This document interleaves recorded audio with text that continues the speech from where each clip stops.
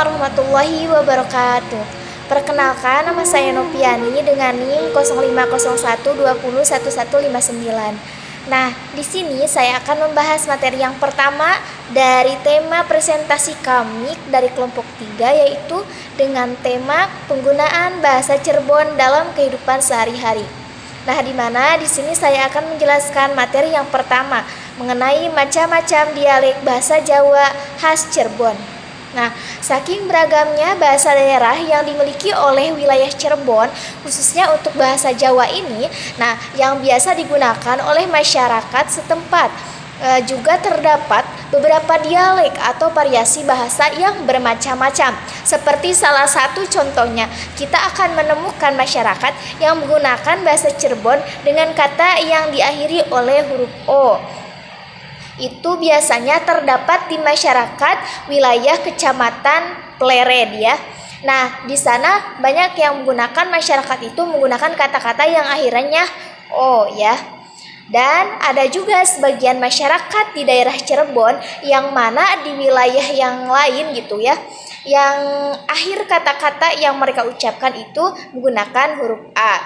Nah, sebagai contoh untuk menyebutkan apa ya, kalau di Pleret, dalam lingkungan masyarakat Pleret itu biasanya diakhiri dengan huruf O, itu berubah menjadi Apo. Nah, dialek Pleret merupakan sebagian sebelah barat Kabupaten Cirebon.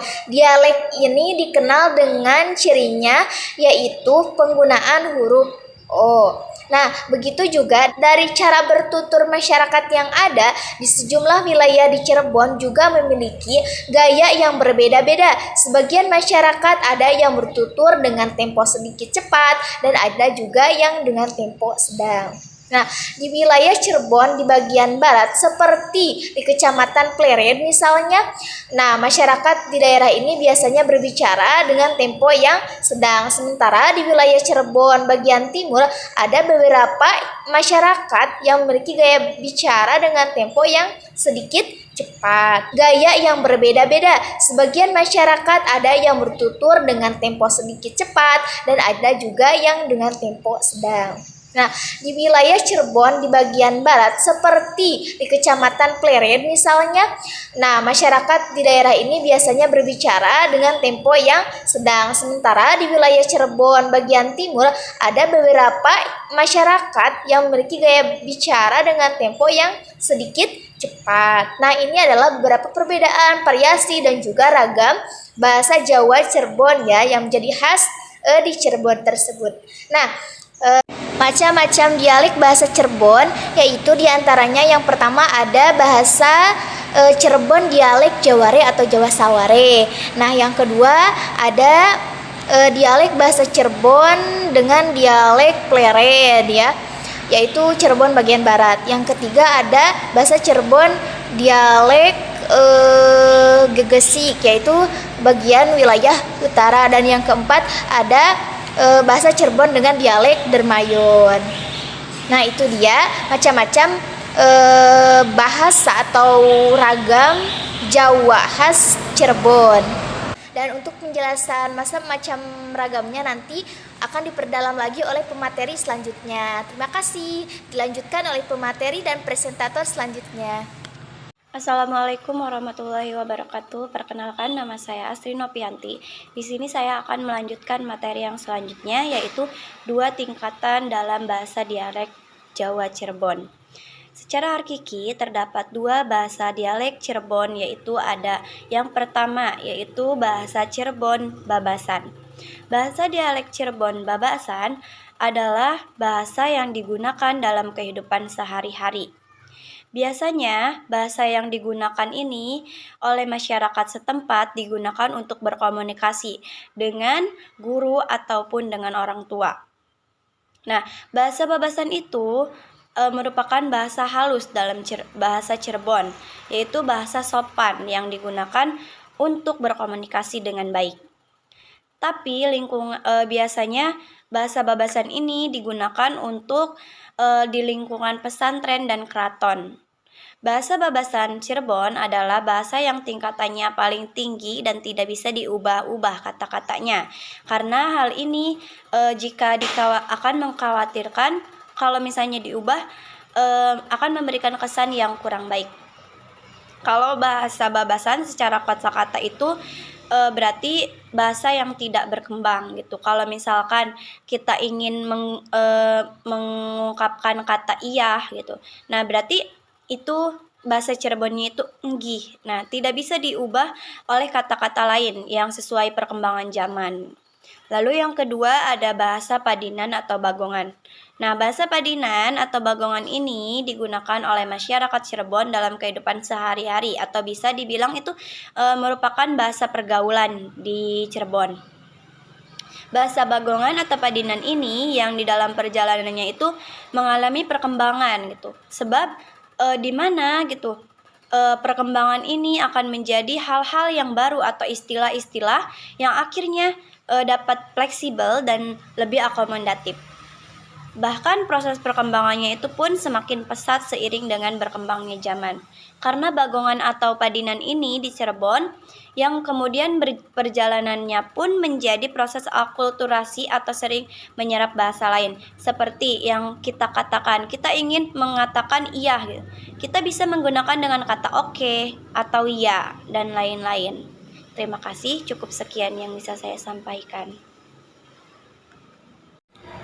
Assalamualaikum warahmatullahi wabarakatuh. Untuk selanjutnya yaitu materi tentang variasi bahasa Cirebon.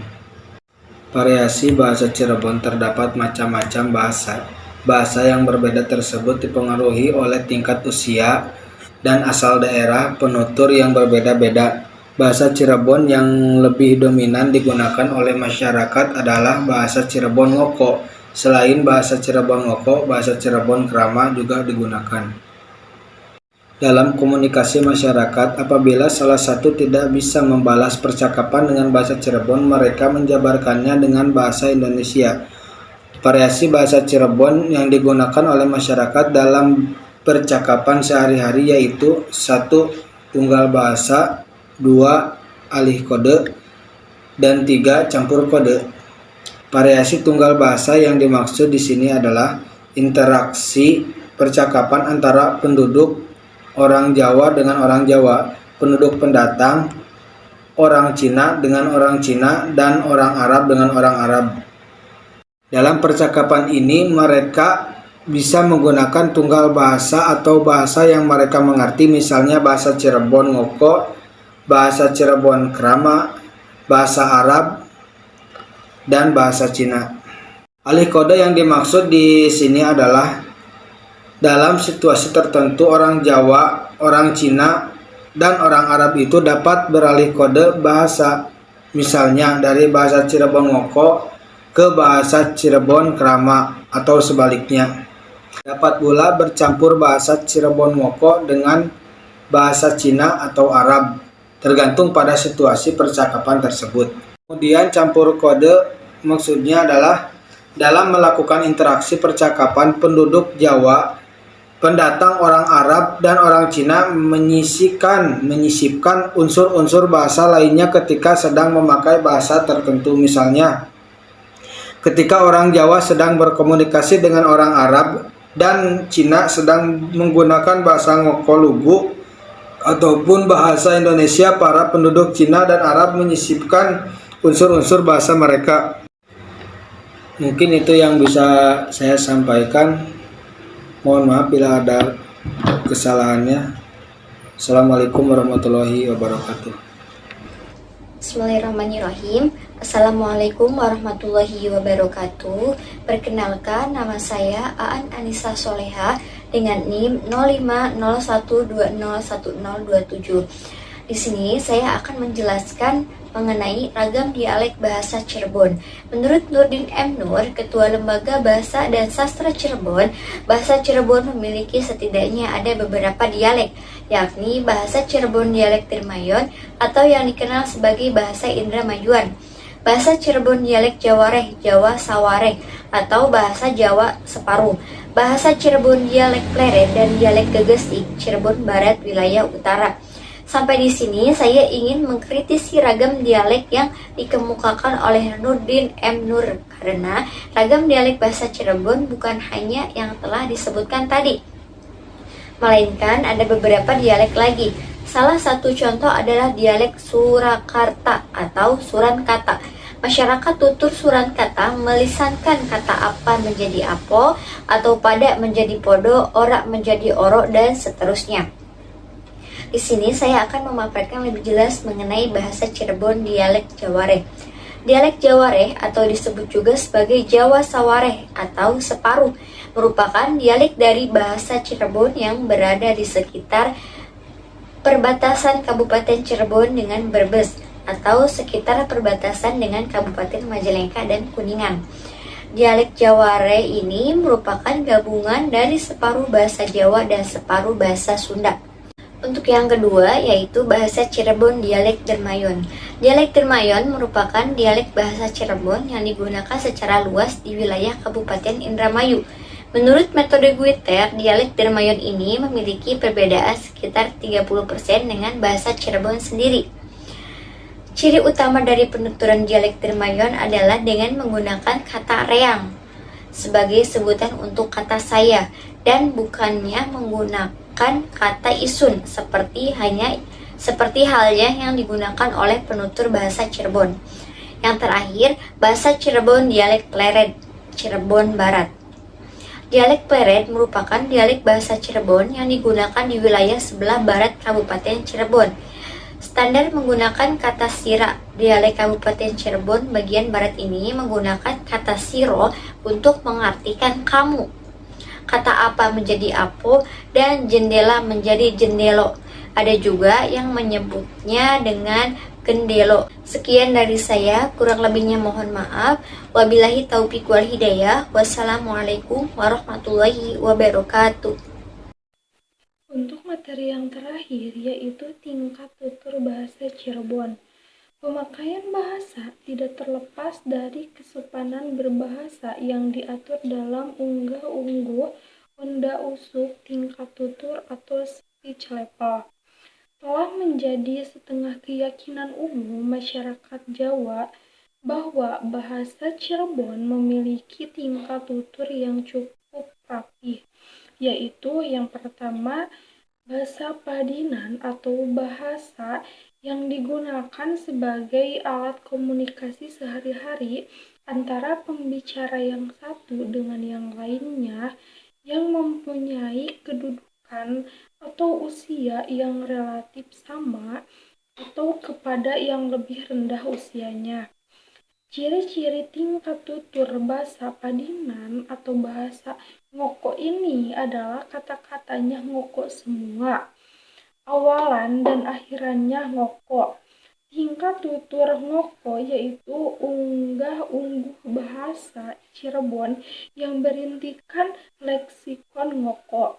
Ragam ngoko mempunyai dua bentuk varian, yaitu ngoko lugu dan ngoko alus. Ragam ngoko ini digunakan oleh orang tua kepada anaknya, orang tua kepada orang muda, seorang guru kepada muridnya, orang yang berbicara kepada dirinya sendiri, anak kepada temannya, dan majikan kepada pembantunya. Yang kedua yaitu bahasa krama atau kebebasan yang digunakan apabila pembicara mengadakan komunikasi dengan orang yang relatif lebih tua usianya atau yang memiliki jabatan yang lebih tinggi. Terdapat dua jenis bahasa krama, yakni krama madya dan krama inggil. Krama inggil merupakan bahasa Cirebon yang paling tinggi, biasa digunakan untuk menghormati orang-orang yang lebih tua atau yang lebih berilmu. Sedangkan krama madya adalah krama Cirebon yang setingkat berada di bawah krama inggil. Biasa digunakan kepada orang yang setingkat namun menunjukkan sikap yang lebih sopan.